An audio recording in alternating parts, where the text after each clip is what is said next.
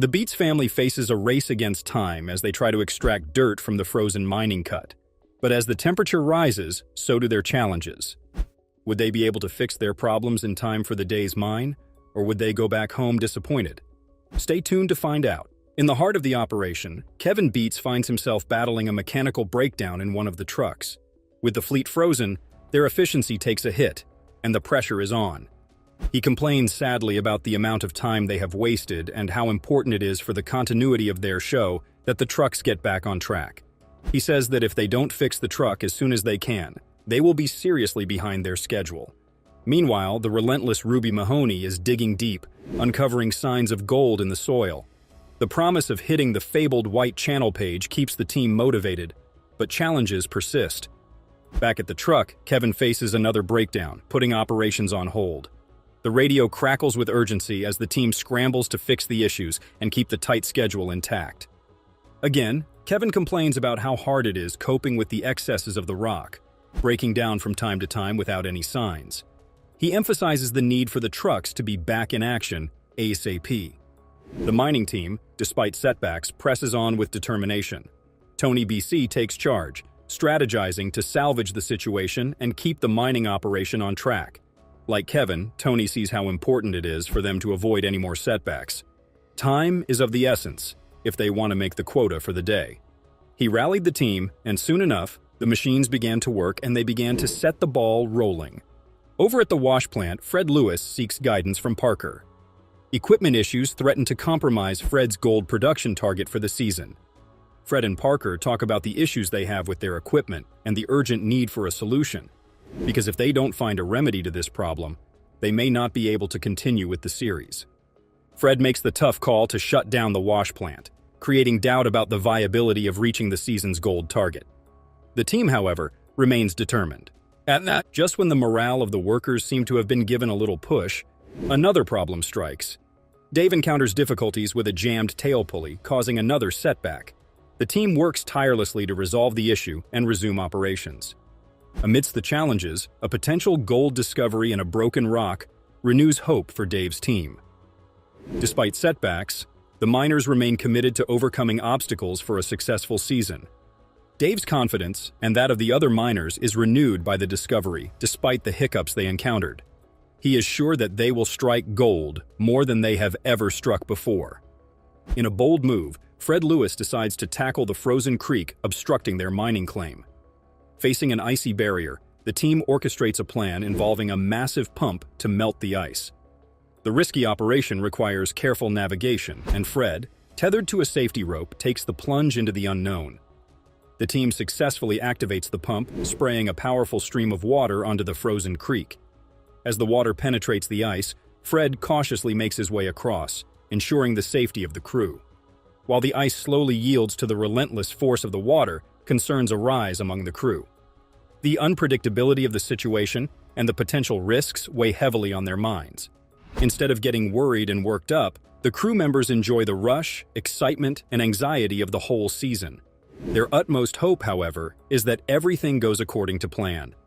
After hours of vigorously battling the frozen barrier, the team's perseverance pays off. The pump successfully carves a path through the ice, allowing them access to the vital equipment on the other side.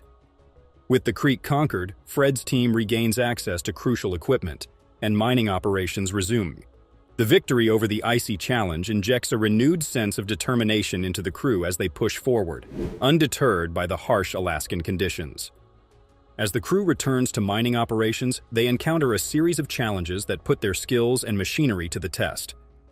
Faulty equipment and unexpected shutdowns become a recurring theme, threatening the efficiency of the entire operation. The pressure is on as they strive to extract as much gold as possible within a limited time frame.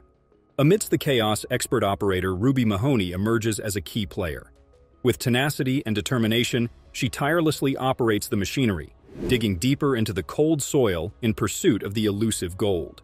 Ruby's expertise becomes a beacon of hope, providing the team with a glimmer of success in the challenging conditions. Meanwhile, Tony's son Mike leads the charge in a massive effort to strip 700,000 tons of dirt from the cold coat. The goal is to hit Paradise Hill's fabled White Channel Pay within a week.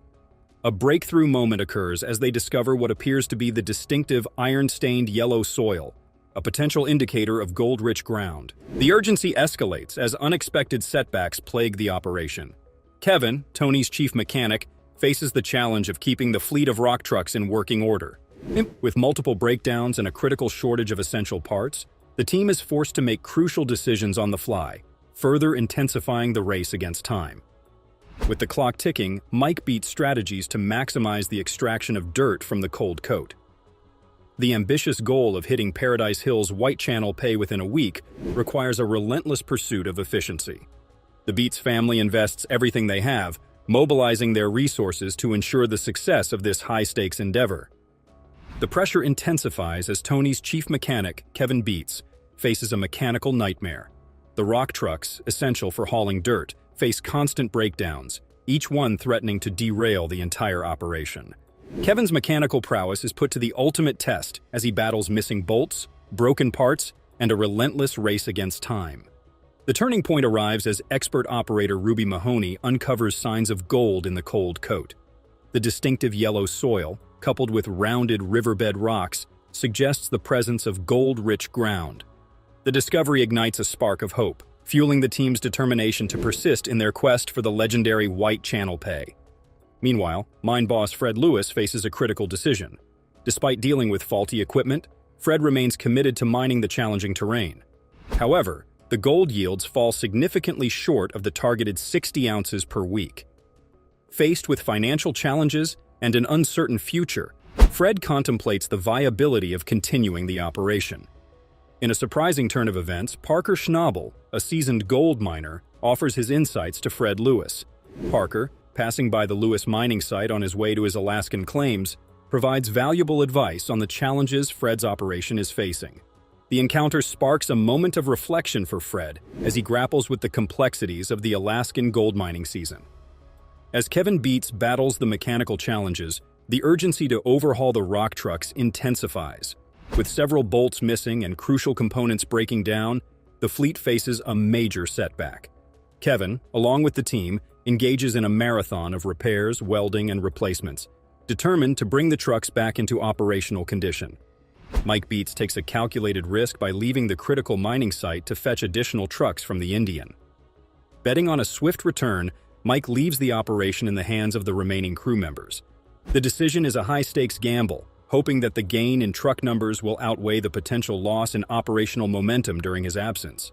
Tony Beats faces a managerial dilemma as the mining operation grapples with unexpected breakdowns and delays.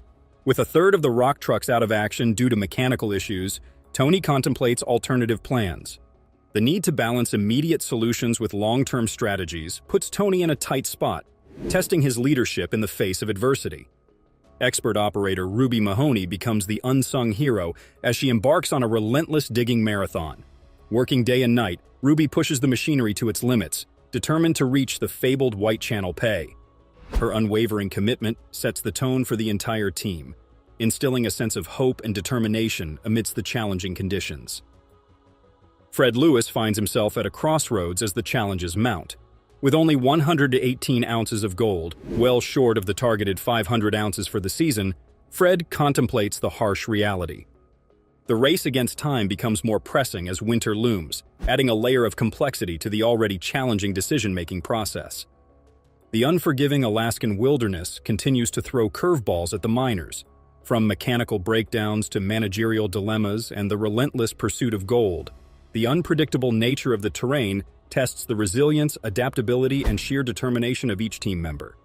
As they navigate through the twists and turns, the outcome remains uncertain, making every decision a critical turning point in the quest for Alaskan gold. The mining drama continues, with each twist and turn testing the miners' resilience and determination. Will their collective efforts lead them to the golden bounty they seek, or will the challenges prove insurmountable? Stay tuned for the next thrilling chapter of Gold Rush: Trials of the Thaw. Don't forget to subscribe and join us on this roller coaster journey through the Alaskan wilderness. Gold digging is known to be a good way to make money, but as miners get better and go deeper, they find things other than gold. Some of these things are as useless as metal bits, while others are as valuable as gold itself. Let's look into how Parker finds mammoth tusks while he's looking for cash. Parker Schnabel's strange find. Parker Schnabel is used to getting his hands dirty and getting down on the ground when he's looking for money. He began working at the family mine when he was a youngster in the first season. Beginning with the second season, the young man took over the family mines and has been one of the most famous gold miners ever since. Other mine bosses have a hard time, but Schnabel seems to have the Midas touch because his team gets thousands of ounces of gold every season, which is worth hundreds of thousands of dollars. After 10 episodes on Gold Rush, Parker has saved up a dime wealth, which is thought to be around $10 million. He's not going to slow down anytime soon. However, the miner has found more than just gold in the fields. He told them about some other strange things he had seen on his trips. There is a lot of stuff buried here. There's a good chance that miners have found some strange things on their trips. Parker doesn't find gold, but he does find something that many archaeologists would love. In an interview with the Maelstrom, he talked about the strange thing he found while mining for gold and how it might be the most important thing he had that wasn't gold. It was interesting that he told them he had found a pair of well-preserved woolly mammoth teeth. These tusks are very well preserved because they are made of ivory and were buried in permafrost, which kept them safe from the cold weather. Some of them were found in perfect shape, even though woolly mammoths went extinct a very long time ago. Finding fossils of preserved bodies makes us think about what makes a thing. Alaska is a place where mammogram tusks are sometimes found. They have a lot of value and help an industry grow. Because these tusks are made of ivory, they can be very valuable if they are kept in good shape. In some cases, they can sell for more than $1 million each. Parker and his team on Gold Rush might not find anything more valuable than gold, but mammoth tusks are definitely among the most expensive things that have ever been found. To make a long story short, the mammoth tusks he found would be worth a lot of money, because people are willing to buy almost anything. But Schnabel says he won't sell the tusks, even though they are valuable and could be valuable. To sell those kinds of things, he would have to get a lot of different permits, which he doesn't want to do. He doesn't want to kill the tusks, instead, he wants to keep them. He thinks they're really cool and that they shouldn't be sold. And no one can blame him. He already makes a lot of money from the gold he finds, so it makes sense for him to keep the strange things he finds along the way. Even more so when he can happily say that he owns well-preserved mammoth tusks. So, if you ever go to Parker Schnabel's house, don't be shocked if you find some huge mammoth teeth waiting for you. The huge tusks are the cherry on top of Parker's successful job choice. He doesn't seem like he's going to stop working anytime soon, so we can say that more finds are on the way. As of now, it looks like the search for an unusual prize on Gold Rush is far from over. A famous gold miner on the show found something truly amazing. Another strange find on Gold Rush. Tony Beats found something very important at his new spot in Paradise Hills. Instead of finding gold like most people do, he found a tusk that had a special meaning for this part of Alaska. While exploring the site, he saw the tusk sticking out of the ground. With the help of his son Mike and their tools, they were able to dig up the bone, which Mike at first thought was a jawbone. Tony chose to have paleontologists look at it more closely. The remains of a woolly mammoth that was found earlier may be related to the tusks that were found on Gold Rush, according to experts. Since the Klondike Gold Rush more than 100 years ago, miners have kept finding these kinds of bones. One of the best things about the Yukon area is that it is known for finding animals from the Ice Age. Others had heard that Tony had found the bones of horses and zebras before, but this one made people think of the woolly mammoth. Gold Rush says that the baby mammogram is at least 30,000 years old, and the ground and ice in the area are thought to have kept the animals alive during the Ice Age. During the Gold Rush, people saw more strange things than just elephant tusks. Miners have seen things besides the god they were looking for. Parker saw something that blew his mind in particular. Meeting the welcome stranger face to face. Parker Schnabel almost passed out when he saw a copy of Welcome Stranger. It is the biggest gold nugget that has ever been found. We saw that he was half a world away from the Klondike Gold Rush Trail in Season 4, Episode 2 called Installment of Gold Rush Parker's Trail. He was looking for new experiences and chances. At the start of the show, Parker and his partner Fred Lewis were greeted by Tyler Mahoney, a fourth-generation Australian gold prospector. She opened her truck door and put a 2-foot-long golden boulder across the back seat. A story says that the welcome stranger was so big that it had to be broken in 3 on a hammer so that it could fit on a bank scale. The nugget would be worth about $4.7 million if it were sold today at the rate at which Hold is sold. The original Welcome Stranger was turned into gold bars a long time ago, but two perfect copies are still around. Two of them are on show in Melbourne's old Treasury building. One is owned by Deason's descendants and is kept there. The one that was taken from Mahoney's truck is thought to belong to the Deason family, and column built in 1897 still stands in Mollyagle to mark the spot where the nugget was found. Parker and no other modern gold miner found it, so the question is, who made this huge find that even Parker couldn't believe it? The Victorian gold rush happened in the 1850s, when a lot of people with big dreams went to Victoria, Australia, to try to make money. They came from all over Australia and other places around the world. I felt very happy for a short time. Some people hit it big and were rich for life, but for most, they never got that rich. It was true for two Cornish miners on February 5, 1869. Luck did come their way. John Deason was born on Tresco in the Isles of Scilly. When he was 1 year old, his fishing father drowned, and the family moved to Pendeen in West Cornwall. In this place, he met Richard Oates, who would become his partner. In the 1851 census, both of them were working in the tin mines of Cornwall. It was 1853 when Mr. Deason moved to Australia, and a year later, Mr. Oates did the same thing to become a gold prospector. They went to Mollyagle in 1862 and made a living there for 7 years. Then, in 1864, they hit gold. They found the amazing thing that made history, a huge piece of gold wrapped in quartz that was hidden just below the surface of a slope called Bulldog Gully. Mr. Deason wrote that he tried to use the pick to pick up the rock, but the handle broke because it was so big. He then got a crowbar and dug the nugget out of the ground. It was weighed at the London Chartered Bank in Dunolly, which is about 12 miles away. The nugget was broken up right away because the scales were too big to make a model or take pictures of it. Because people who saw it remember it, a drawing was made of it, and there is now a copy in the Dunolly Museum. Miners in places with lots of gold keep finding important things. For sure, Parker Schnabel has shown that he is a strong person. Let's take a quick look back at his amazing journey. The sparkling nugget. Parker had to find his way through a world full of new claims and cutting-edge technology advances in Season 10 of Gold Rush. A big event happened in the middle of all the digging activity. The electrified nugget was found. Parker, his team, and Gold Rush fans were all very excited about the find because it was so rare and special. When Parker set out on his quest, people were most excited about finding bigger and better things. He hoped to haul and grow his business across Klondike and Scribner Creek. The electric nugget was about 41.8 ounces in weight and got its name from a dendritic crystal attic that looked like lightning bolts. The nugget's unique feature makes it stand out from other finds and a rare natural wonder, which raises its value above its face value. As the season went on, episode 15, $1 Million Payday, became a strong candidate for showing the exciting secret. In the end, the explosive nugget adds a brilliant chapter to Parker's history of hold mining.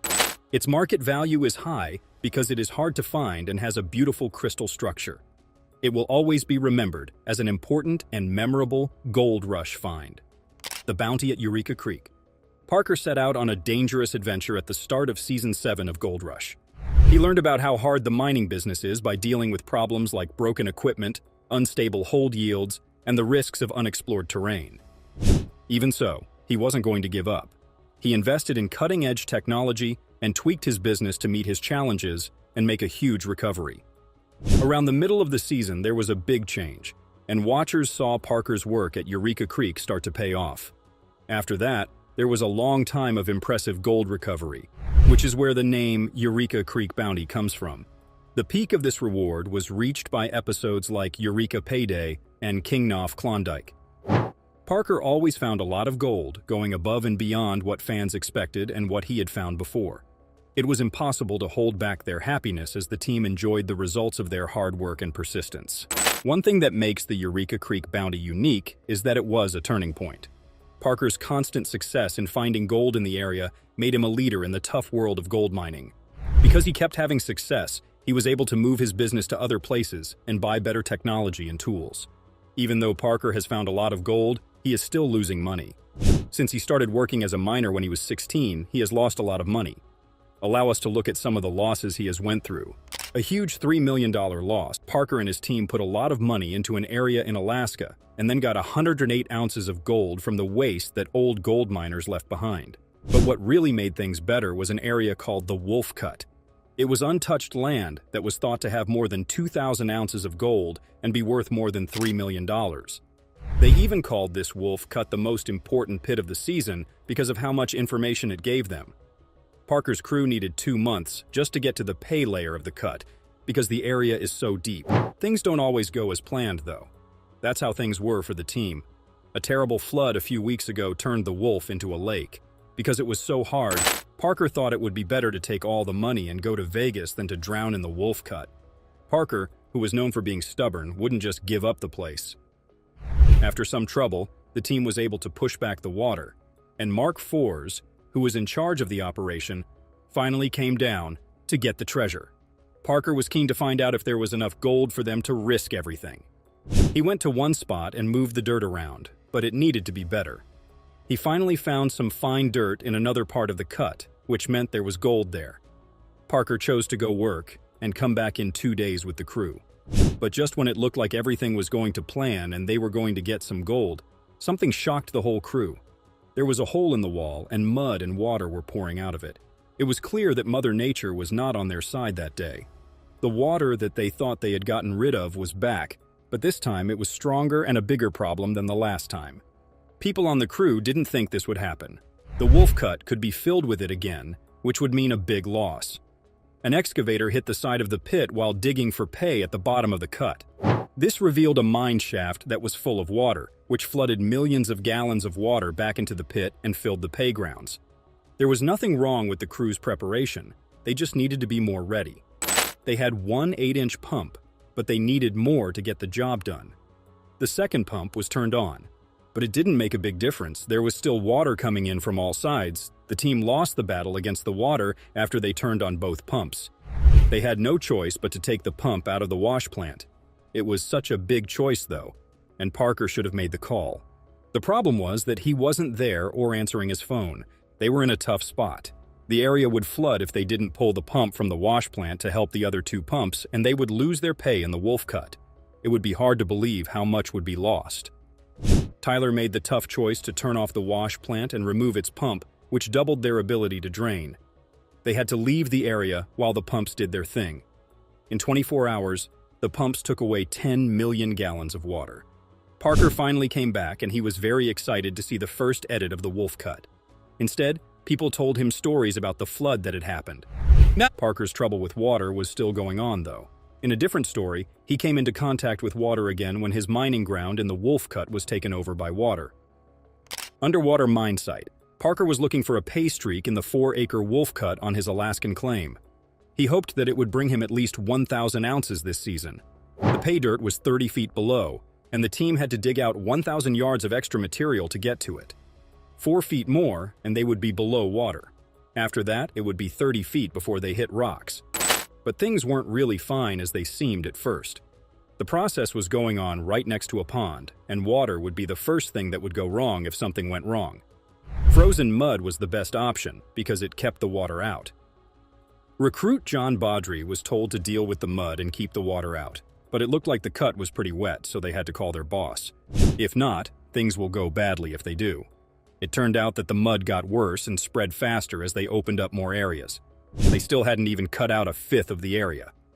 The Wolf Cut is next to a pond that is pretty old.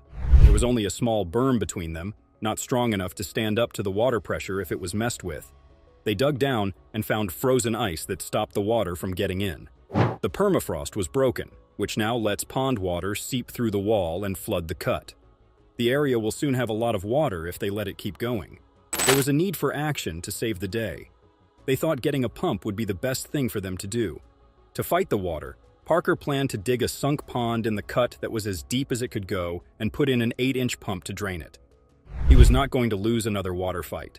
After setting it up, they had to wait until the next day. Their plan as a whole was good and seemed like it would work, but how do they choose a pump to drain water that big from a pond without first making sure it works and fixing any problems it might have? The next day, everyone on the team walked outside to see their perfectly dry and ready-to-med Wolf Cut. But they were about to get a bad surprise. They couldn't find their pump anywhere. It looked like the pump was gone, and instead of a cutting that was completely dry, they found a lake. The pump had terrible problems filling the cut and putting the pump 4 feet below the water.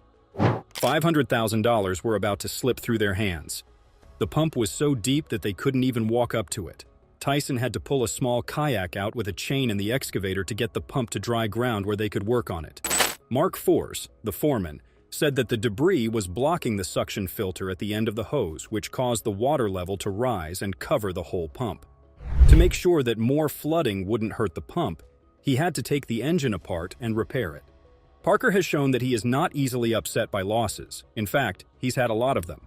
In spite of everything, he did something that shocked both miners and fans, putting an end to a season with $14 million in gold.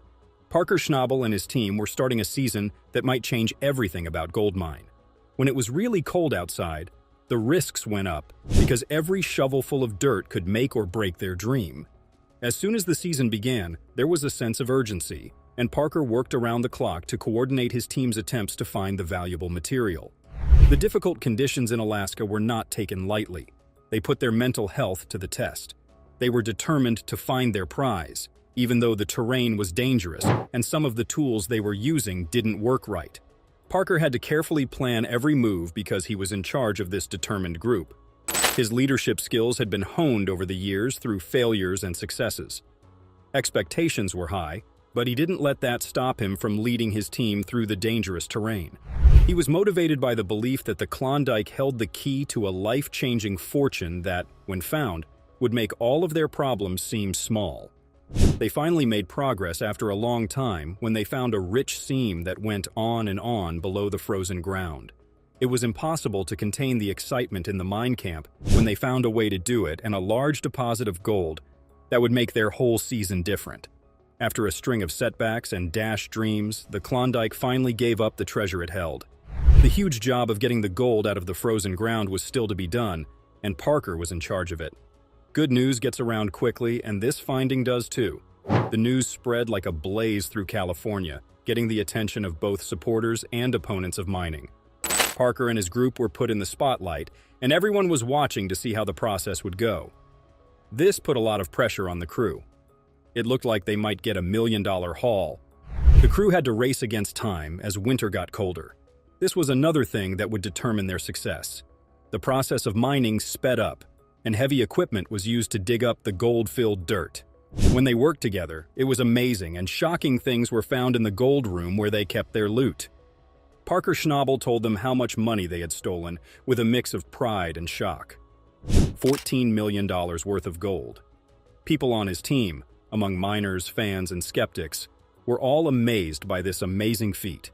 This season of Gold Rush will always be remembered as one of the best in Klondike history. Parker makes $364,000 in gold after getting rookie operator to move Slucifer. Parker, who had a lot of knowledge, kept showing off his accomplishments all these years. Not long ago, he did something even more amazing. He made $364,000 in gold by getting a new operator to move the Slucifer. The project already owed a huge $15 million, and Parker didn't know how to get out of this mess. There were daily costs and pressing repairs that needed to be done. There was some hope in the idea of getting a $160 million payday in the Dominion, but there were many unknowns along the way. It became clear when he admitted that the whole thing was making him feel pretty worried. He felt a little uneasy for the first time in a few years. He wasn't alone, though, which was good. His team would be there for him no matter what. To save the working bodies, Tyson had to take on everything.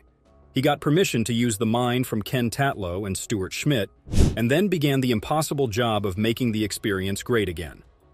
No one expected the first cut to be so bad, and it took a lot longer than anyone thought it would. As soon as Parker realized how important it was, the pressure rose. He thought Tyson would be able to get up soon. The determination of Parker stayed strong, even though the work to prepare the new spot was hard. He went on to say that while he was getting El Dardo ready, he thought he had a lot of time. But when he was getting the next plant pad ready, he realized he didn't. As Parker dealt with the problems at El Dorado, everyone was left wondering if his unwavering determination would help him get through the tough times and find the gold stores that could make his mining project a success. Parker and Tyson were both involved in the El Dorado. Moving the wash plant at the El Dorado cut was a huge task that turned some important events in Tyson's life. They had everything they needed except time, because the process had to be done by a certain date. The due date for this job was Sunday, and if it was completed successfully, it would be able to stay alive. The plot jumbled up money problems, practical issues, and the almost constant search for the jackpot at Dominion into a mess of problems that needed to be carefully handled. The financial situation added another level of difficulty to the story. The operation, which was already a financial puzzle, was done with the worry of possible bills and the costs of running the business. As I watch them, I can't help but wonder, will this smart move help them find the gold mines they were looking for? Or will it be a big mistake on the crazy road of gold mining? At some point in this nail-biting story, you couldn't help but wonder, would Parker Schnabel's huge risk pay off? Or would his growing financial responsibilities and practical problems make it impossible for him to reach his goal of finding a gold mine? Dominion is a world where gold rules and fortunes can change in an instant. Parker Schnabel found himself in a very bad spot. Now is the time for the dream of the unreachable gold to change. Along with it came hard times financially, so the business could stay open. The heat had almost made this area its home. It makes me wonder what it's like to be ruled over. The answer is as easy as the question, but it beautifully describes the harsh conditions these miners have to work in every day. The word Domian means sovereign, and the people who were looking for treasure buried in its land often tell it what its rules are. Another look at the area points to the harshness that is hidden by the light. Parker and his team's determination should definitely be praised. Recently, the weather has gone up, which has raised the bar for what is acceptable. This seemingly normal talk showed how hard these people's lives were. They had to work from dawn until dusk in the hot sun. The next step was to sluice there, but that wasn't official yet.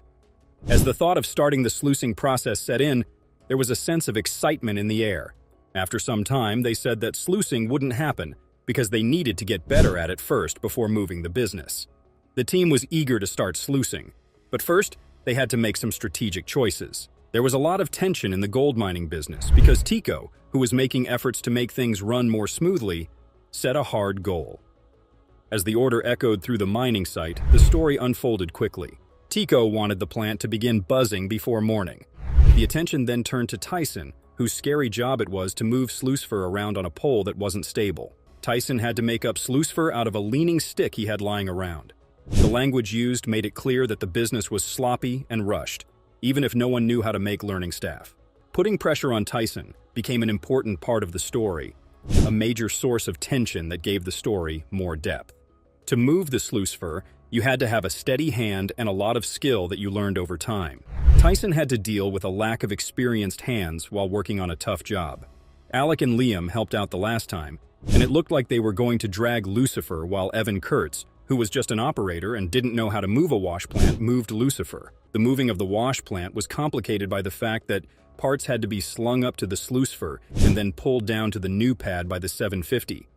The main reason it was hard to do was because changing wash plants was hard to do when there were already few hands available. As Tyson and Evan took on the job of moving the pieces of sluicefer to its new location, the story took an interesting turn. It wasn't just a jump that was being planned, it was a symbolic risk in the dangerous world of gold mining. Once sluicefer was taken apart piece by piece, sharing could be seen as both a risky move and a game of chance. People who watched this story grow as a dynamic journey had to think about what would happen with the operation and the luck that was going on at the same time. Everything that was done in the world of gold mining had the power to change the whole course of the season, even sluicefer's seemingly random jump. The 45-ton wash plant, Sluicefer, that held the promise of $364,000 in gold hung over their heads. Tyson and his team had to carefully move Sluicefer so that the process would go as planned. To get to its new wash plant pad, Sluicefer had to go up a steep ramp, which was hard to do because of the environment. Tyson used the 750 excavator, which was the best one on site at the time, to help carry the heavy Lucifer up the hill because he knew it was a period piece. As the story goes on, there is an amazing scene of bravery as they try to get around their opponent. But behind it all is the dangerous operation. The shot was tense because of the way the land was angled and how rude the Washington plant was. The wash plant started to slowly but surely rise because Tyson knew how to use everything he had at the time in a strategic way. From the first few steps toward the wash plant, you could feel the stress in the story, and Tyson's main point made the already difficult task even harder. He said that his bucket would be used as a small wrench. He talked about how you need to be able to adapt and be creative when you run into problems you didn't expect. At this point, everyone is almost in pain from the fight and can feel the strain of the hard mental and physical work that needs to be done to get the slucifer where it needs to be. Tyson's smart use of the bucket as a makeshift crowbar showed how important it was to be able to think quickly and change to survive in the unpredictable world of gold mining. So the operation as a whole relied on the team, and how well they did in this last stage was crucial to achieving the overall goal of a successful season in the Dominion. If this last step is completed successfully, not only will the difficult task be over, but Parker Schnabel will also have the chance to reach his big season goal. The team's ability to deal with the difficulty of this important configuration determined whether the whole operation succeeded or failed. As soon as the work was done, the wash plant set firmly on the pad, giving everyone a sense of readiness and accomplishment. The construction of the conveyor and the hopper feeder was a big deal in and of itself. It was a clear sign that gold processing was about to start. After following this high-stakes operation through all of its changes and surprises, I couldn't help but feel satisfied. There was a promise of gold worth $364,000 off in the distance. The problems were solved, and now everyone was waiting for the next part of Parker Schnabel's story. This move could change everything for Parker. It could get him a big payday and help him beat the challenges of gold digging in Dominion. After finding $364,000 in gold, he was making smart decisions, like letting a new operator move the slucifer, which was the most important job. Using slucifer and Gold Rush has had a big effect on the show and the people who watch it. Slucifer's demonstration of cutting-edge technology shows how the gold mining business has changed over time. The time was running out, and every second counted as they looked for the hard-to-find gold that would decide whether the mission succeeded or failed. Parker said he liked how the move was organized. After the rig move, the story went on to look at the day after. Everyone was so eager to hear the result that they stood on edge to listen. They knew that today's machine was the only one that could tell them how productive the whole season had been. The news of the golden sample led to both hope and disappointment. We called that sluicing. Parker was looking for a 5,000-ounce endonym to keep his business from going through a lot of trouble. He needed 300 ounces of water a week to get it. For the team, this was the last payment thanks to Parker's Vice, a 5,000-ounce season worth $364,000. After that, the count by the number of ounces showed that there was, in fact, a pileup that was different from the group's weekly goal, but still impressive. All right, 20, 40, 60, 70, 110, 120. Eventually, they will discover gold valued at $240,000. Consequently, what strategies did they employ to overcome their obstacles? How did they manage to function amidst severe weather conditions? As we investigate alongside Parker, he discovers gold valued at $240,000 on Tony Beats' claim. How it all began. In a brief period of time, Parker Schnabel and his team have never before mined more ground than they do now, following the completion of a deal with Tony Beats. Prior to the conclusion of the season, he must complete the task, and spring is considered the ideal time to set things up. They have resolved to exert maximum effort in the pursuit of completing it prior to the autumn in the hopes of attaining a favorable result. Although the team harbors skepticism regarding their capacity to complete the project within the allotted timeframe, they maintain an optimistic outlook. Nona Lovelace affirms that this year's sprint is a complete sprint, as the anticipated completion date is in the spring. A member of the team, Tatiana Costa, exclaims that the quantity of snowfall they encountered was indescribable, as each surface was blanketed in dense snow that demanded additional exertion to clear. She then transports the frozen overburden to the waste pile in order to make room for additional labor. Following 4 days of operations proceeding as scheduled and equipment functioning flawlessly, the team avidly awaits the verdict of the novel Tony Beats' claim, not anticipating any adverse consequences. Following the completion of 4 days of machine operation, the team becomes eagerly anticipating the outcome of the new Tony Beats' claim, cognizant of the effort they have invested. As a consequence, the total weight of the gold realized was 137.8, which is approximately $240,000. The group expresses gratitude to Tony Beats and recognizes the possibility of a hectic season. They ponder the difficulties, the readiness of the apparatus, and the promising beginning to the season. Parker concluded by expressing gratitude to the entire team for returning for a second season, for their contributions to the success of the project, for the team's inspection of the used equipment, and for putting in so much effort to ensure the project's success. Gold Rush elevated the profile of the youthful and prosperous gold miner Parker Schnabel to prominence. He was born in Haines, Alaska, on July 22, 1994, into a family with a significant heritage in the gold mining industry. Parker became a member of Gold Rush during its second season at the tender age of 17. Despite his youth, he exhibited remarkable prowess in the field of gold extraction and a diligent work ethic. Parker achieved the distinction of becoming the youngest mining foreman in the history of the Klondike during his time on the program. Since assuming control of the Big Nugget mine from his patriarch, John Schnabel, his mining operations have grown. Parker has confronted a multitude of obstacles, encompassing apparatus failures, severe weather circumstances, and the demands of managing a prosperous mining enterprise. Despite earning millions of dollars annually, he does not retain the entire amount for personal use. He employs a team, and while their precise remuneration remains undisclosed, it is probable that they amass a considerable fortune when they unearth substantial quantities of gold over the course of a season. Parker abandoned his studies in favor of excavating, with the expectation of uncovering not only a hidden treasure but also an entire way of living. A substantial quantity of gold was discovered by Parker Schnabel and his team in the second season of Gold Rush. They obtained 34 ounces worth a total of $55,000. Parker was profoundly affected by this discovery, which motivated him to continue with the program and mining thereafter. Parker Schnabel estimated that the largest fragment of gold he had ever discovered weighed no more than a quarter ounce and was valued at between $400 and $500. He elaborated that it is uncommon to discover gems of that size and that the gold industry has undergone significant transformations since his grandfather began working in it in the 1980s.